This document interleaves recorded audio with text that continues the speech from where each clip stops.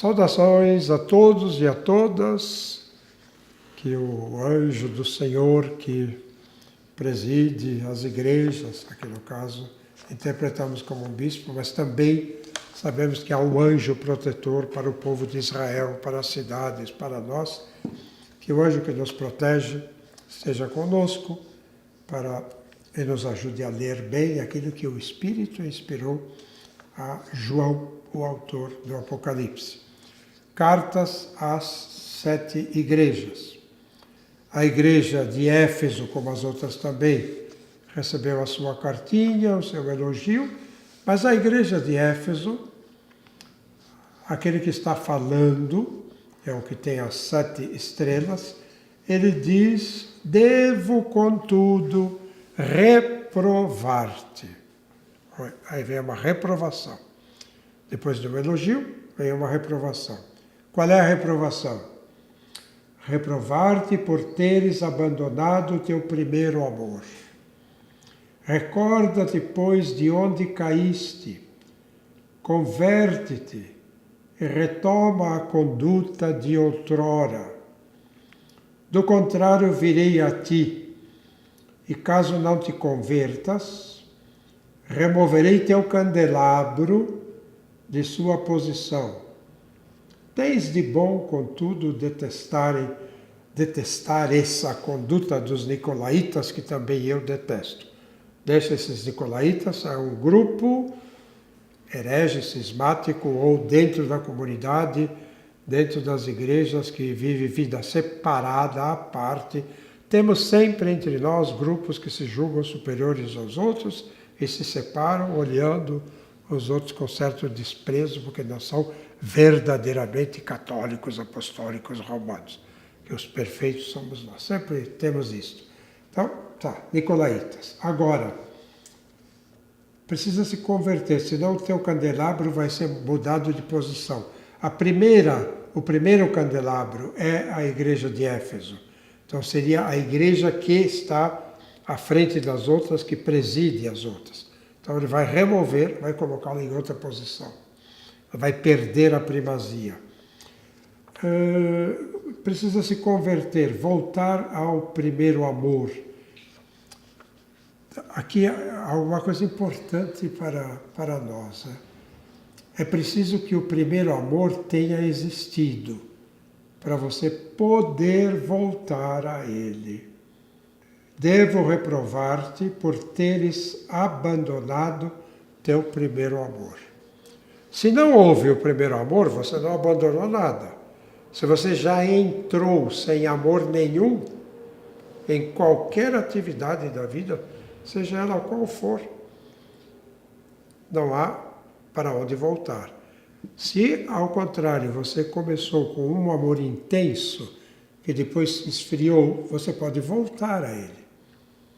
Um matrimônio que começa com o entusiasmo de duas pessoas que querem fazer um mundo diferente a partir da família que eles vão constituir, e depois que, sofrendo os embates da vida, sentem que tudo se esfria, etc. Volta, recorda, volta ao primeiro amor, olha como ele existiu, o que foi que aconteceu. Bom, há um ponto de referência.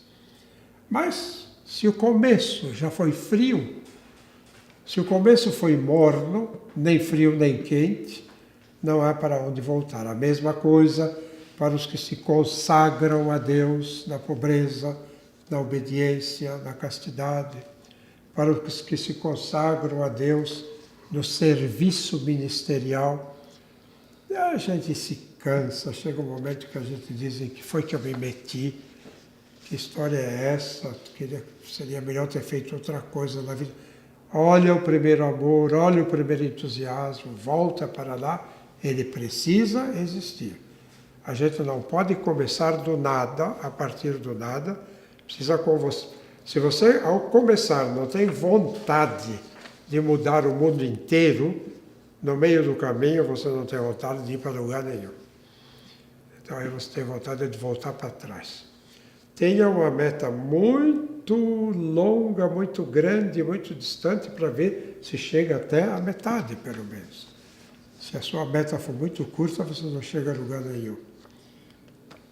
Éfeso, volte ao primeiro amor. Esmirna, qual é a censura contra Esmirna? Não tem. Não há censura contra Esmirna. Qual é a censura contra Pérgamo, a terceira igreja? Aí tem. Tem, contudo, algumas reprovações a fazer.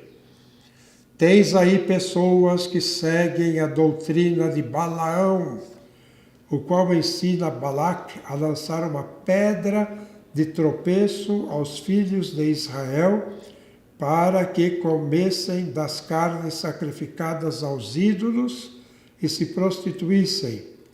Do mesmo modo, tens também tu pessoas que seguem a doutrina dos nicolaítas. Converte-te, pois, do contrário, virei logo contra ti para combatê-los com a espada da minha boca. Então, aí temos a igreja de Pérgamo, que é a terceira igreja, e volta de novo à expressão dos nicolaítas. Na nota da Bíblia de Jerusalém, neste momento da igreja de Pérgamo, está escrito, em relação aos nicolaítas, doutrina semelhante aos erros já combatidos por São Paulo nas cartas do cativeiro, cartas que ele escreveu da prisão, sobretudo Colossenses. Os colossenses entraram assim numa busca mística de práticas esotéricas existentes no judaísmo, que eles começaram a introduzir no seu cristianismo, né? Que prenuncia as especulações gnósticas do século II. Ela tolerava também alguns compromissos com os cultos pagãos, como a participação, que diz aqui, nos banquetes sagrados, que também para a carta aos Colossenses, tanto faz essa participação, porque os ídolos não são nada. Mas aí está o problema, a carne oferecida, sacrificada ao ídolo, ela depois serve de alimento, ela é comida como alimento, e aquele que come é como se ele estivesse participando do culto feito ao ídolo. Então, os cristãos e os judeus evitavam isso. Então, esses nicolaítas parece que estavam de acordo que se participasse desses sacrifícios feitos aos ídolos. E também aí acabavam com suas atitudes sendo uma pedra de tropeço para os outros, né? Para aqueles que procuravam ser fiéis e que às vezes eram um pouco fracos na fé, né? Mas essas buscas de conhecimentos através de gestos esotéricos, de certas magias, de certas práticas, que elas me vão trazer um conhecimento das coisas sublimes, o que faz com que também as pessoas se separem das outras e, ao mesmo tempo, busquem uma ciência, um conhecimento da verdade de Deus, muito mais do que pela revelação gratuita de Deus, por gestos e atos que a própria pessoa faz. É ela que conquista a ciência das coisas sublimes, das coisas de Deus. Bom, essas coisas todas que vão aparecendo nos diversos grupos, né? Diversos grupos. Então, são grupos que se inflam, se enchem de uma vaidade de conseguir chegar até Deus por meios que acabam sendo seu próprio esforço. Sou eu que conquisto a Deus, sou eu que adquiro a sabedoria, gnosticismo, né? Pelos meus esforços e pelos atos que eu pratico, o copo d'água que eu coloco, as magias que eu faço. Havia muito disso na igreja dos Colossenses. E Paulo escreve a carta lá, carta bem clarinha, E aqui parece, segundo essa interpretação, que os nicolaítas vão pelo mesmo caminho. Ser humano, em primeiro lugar, perfeitamente humano.